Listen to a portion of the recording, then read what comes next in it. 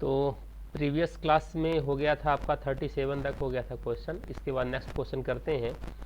और क्वेश्चन यहाँ पे है कि if you are using a site you use often instead of having to type in the address every time you should।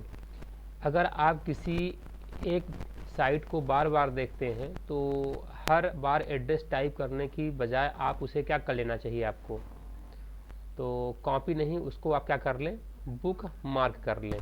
ठीक है ना। बुक मार्क क्या होता है कि जिस भी वेबसाइट को आप बार बार ओपन करना चाहते हैं उसको आप अगर बुक मार्क कर लेते हैं तो दोबारा आपको टाइप करने की आवश्यकता नहीं पड़ेगी उस साइट का नाम। आप केवल उस ऑप्शन पर क्लिक कर दीजिए, ओपन हो जाएगा। जैसे मान लीजिए कि ये यहाँ पर ओपन है, आपका ब्राउज़र ओपन है और मैं यहाँ पर ओपन करता हूँ, मान लीजिए examyug.in, ये वेबसाइट ओपन करता हूँ। ठीक है ना। तो यहाँ पर ये जो आपको दिखाई दे रहा है तो इसको हमें क्या करना है, मान लीजिए बुक मार्क कर लेते हैं। बुक मार्क के लिए क्या होती है शॉर्टकट की, Ctrl+D होती है ना। अगर आप यहाँ पे ऑप्शन पे जाते हैं और यहाँ पे जा करके बुक मार्क कहीं पे ऑप्शन दिया होगा, देखिए ये बुक मार्क लिया ना, बुक मार्क पे जाइए और ये दिया है Ctrl+D शॉर्टकट किया ना, यहाँ पे क्लिक कर दीजिए या Ctrl+D कर दीजिए। ठीक है, ओके डन कर देंगे अगर आप, तो जब भी आप नया ब्राउज़र कभी भी ओपन करेंगे है ना, तो फिर आपको नया टाइप का नाम करने की आवश्यकता नहीं है।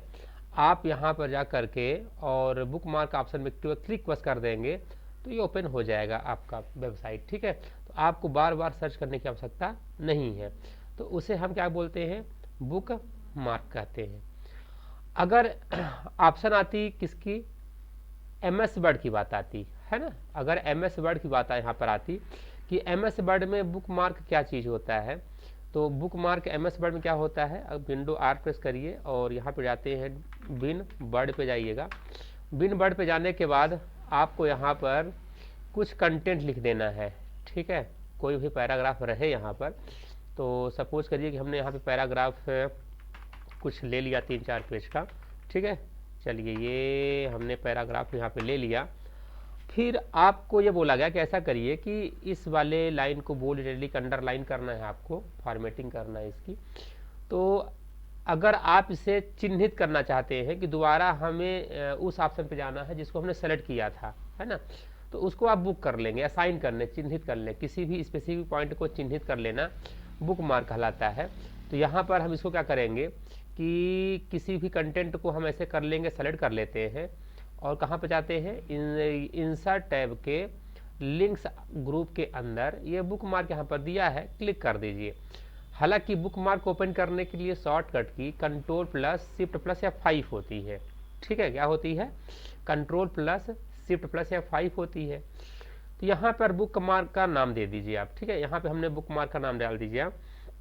ठीक है ना, तो माई डाटा। याद रखिएगा कि जो यहाँ बुक मार्क का नाम आप दे रहे हैं नंबर से शुरू नहीं होना चाहिए, बुक मार्क के बीच में स्पेस नहीं होना चाहिए। ठीक है, तो हमने यहाँ पे बुक माई डाटा नाम से इसको सेव कर दिया और ऐड कर दिया ना। अगर आपको चाहिए कि हमने किसको सेलेक्ट किया था, किसको चिन्हित किया था, वो कहाँ पर है बुक मार्क, तो आप बुक मार्क पे वापस जाइएगा और यहाँ पे गो टू कर देंगे तो बुक मार्क को वापस सेलेक्ट कर देगा। इस तरह से यहाँ पर हम लोग बुक मार्क ऑप्शन का यूज कर सकते हैं। ठीक है, वेबसाइट के संदर्भ में बुक मार्क किसी भी ब्राउजर पर बुक मार्क ऐड करने के लिए क्या होती है शॉर्टकट की, ब्राउजर पर ऐड करने के लिए Ctrl+D होती है ना, ब्राउजर पे बात कर रहा हूँ। लेकिन अगर आती बात MS वर्ड की, MS वर्ड में बुक मार्क के लिए क्या होती है शॉर्टकट की, तो Ctrl+Shift और +F5 होती है। ठीक है, कोई दिक्कत, F5। ठीक है, अगला यहाँ पर क्वेश्चन है,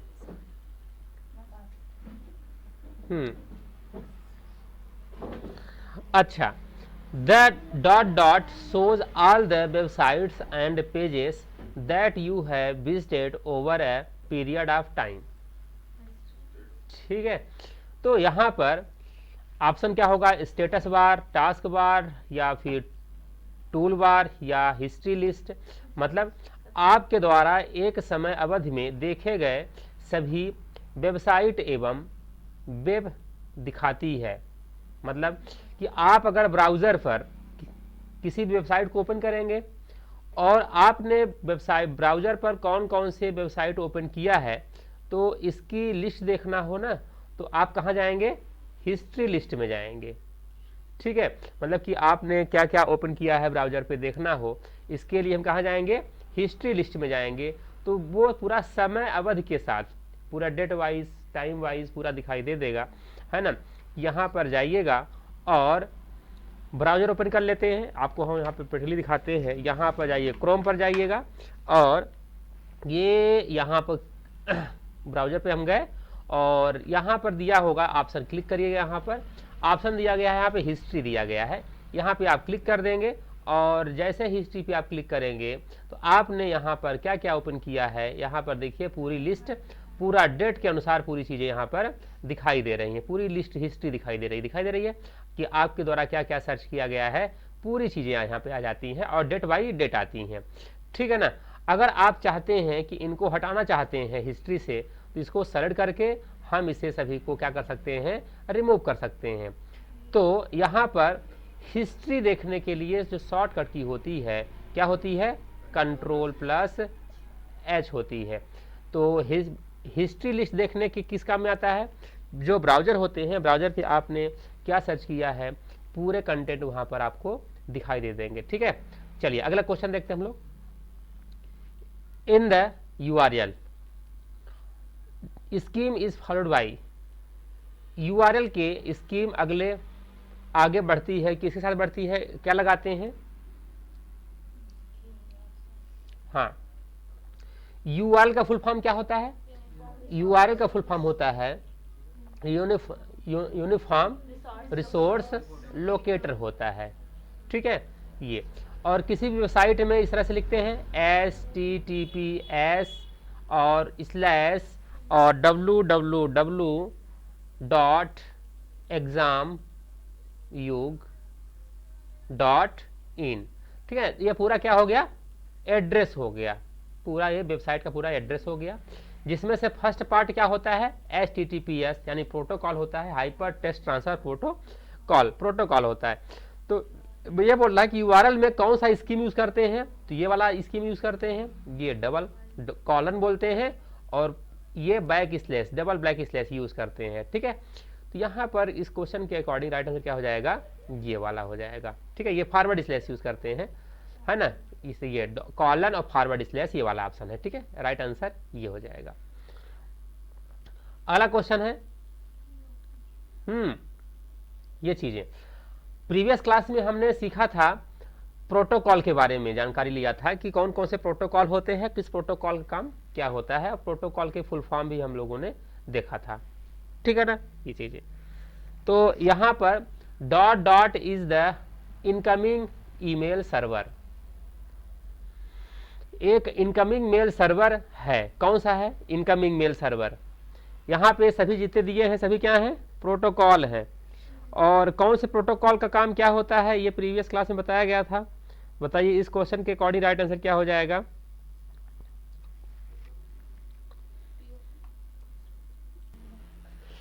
तो यहाँ पे देखिए ये पॉप है, पॉप का फुल फॉर्म क्या होता है? पोस्ट ऑफिस प्रोटोकॉल होता है। इस प्रोटोकॉल का जो यूज क्या होता है, अगर आपके पास मेल आया है तो मेल को आप तभी पढ़ पाते हैं जब वहाँ पोस्ट ऑफिस प्रोटोकॉल काम करता है।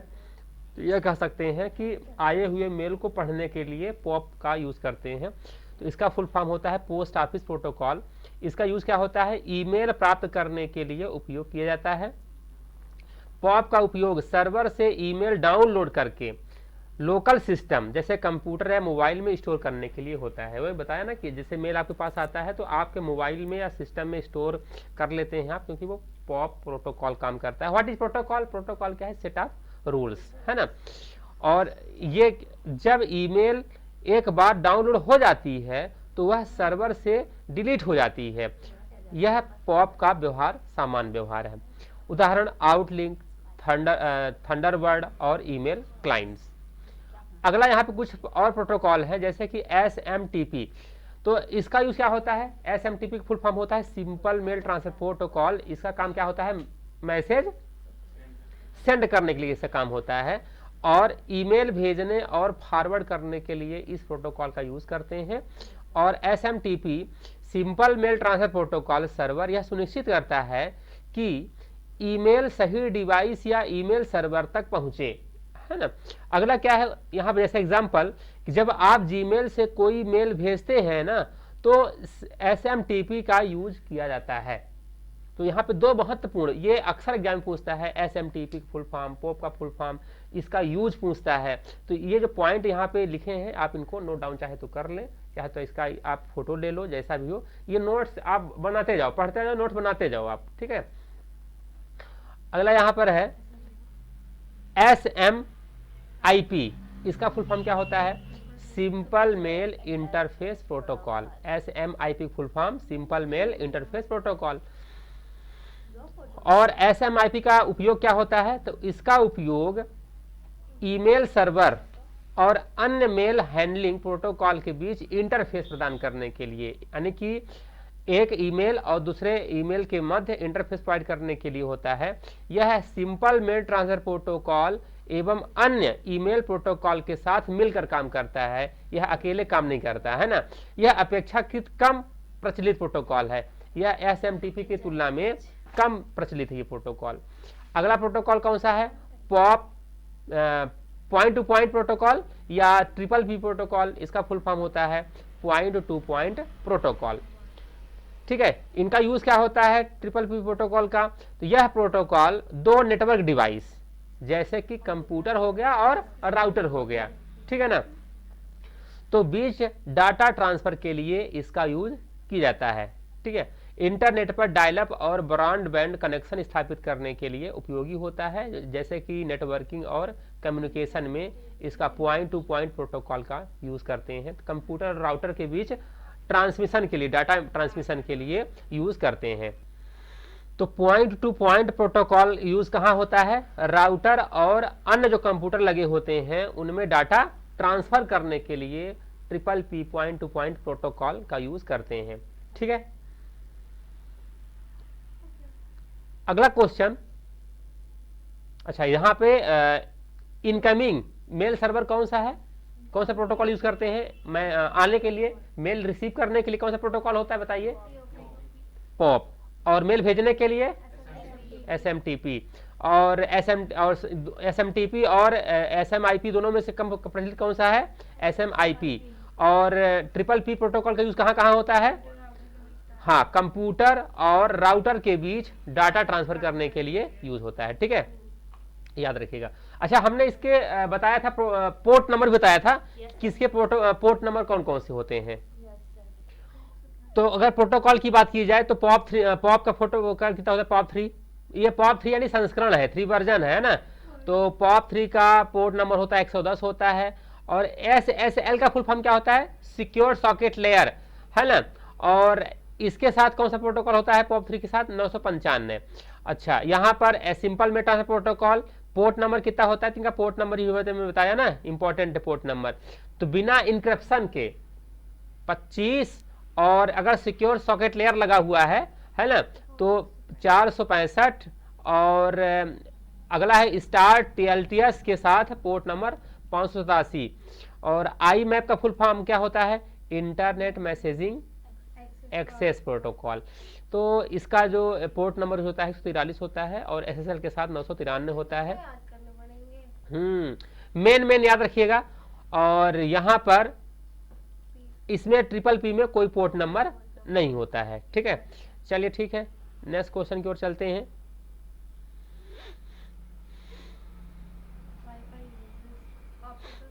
हाँ, वाईफाई यूजेस। वाईफाई क्या यूज करता है?